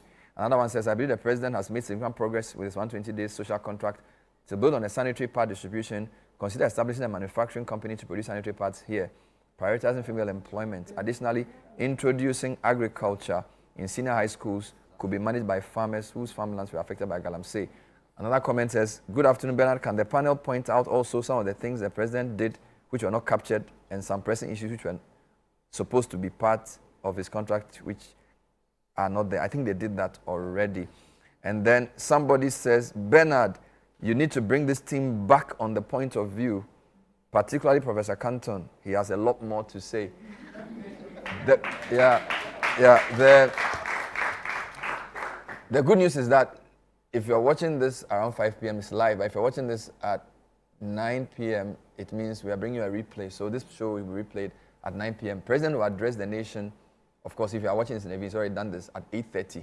And then after that, we'll bring this panel back, at least to show again. Those of you wanted a few more things. A big thank you to everybody. I'm going to press you between 0 and 10. So poor, average, good, very good. On his 120 days, what would you give him? Poor, average, good, or very good? Mary. So are we talking just one about word. The governance space or on the 120? On the 120 that he said he would do based on assessment of... Okay. On the scale, good is... 0 to 3 is poor. 4 to 6 is average. 7 to 8 is good. 9 and 10 is very good. Yeah. So I would take a 7 to 8. Because good. There's a lot more room so 7 to 8. For things to be no done. problem.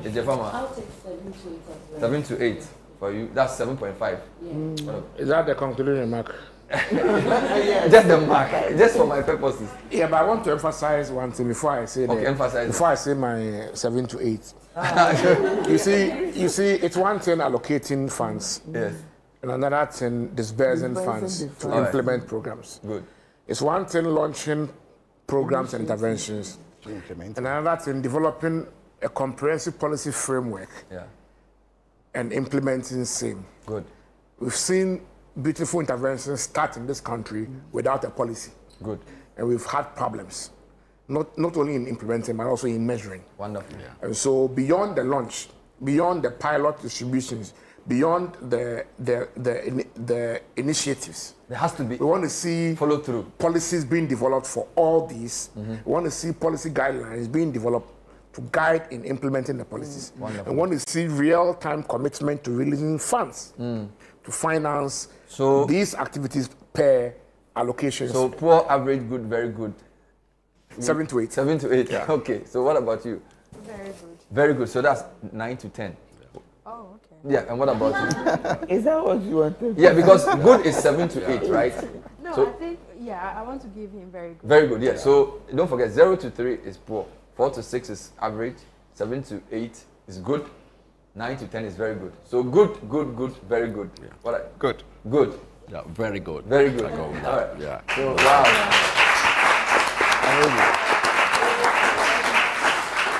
So if the team is watching, 2 of my 6 give you very good, 4 give you good, nobody gives you average. You look very happy. Yeah. Can you shout what he did? Is it good? Well, thank you very much. Time is the most precious commodity in the world, and we have none of it left for this program. So I'd like to say a big thank you to my partner, Professor Richard Canton, who is what are you? a research scientist. Forgive me. Agriculturist. Michael Kutu is something confidant. Really great guy. Vera Addo, CDD, development practitioner. Kofi Asare of Africa Education Watch and Education. Professor Ejapoma is an economist, Jachi Dako, and Mary Awenola. Ada. Corruption, anti-corruption, good governance, the rest of it. My name is Ben Ravele. We'll see you next time. Bye-bye. Wow. We'll take a photo.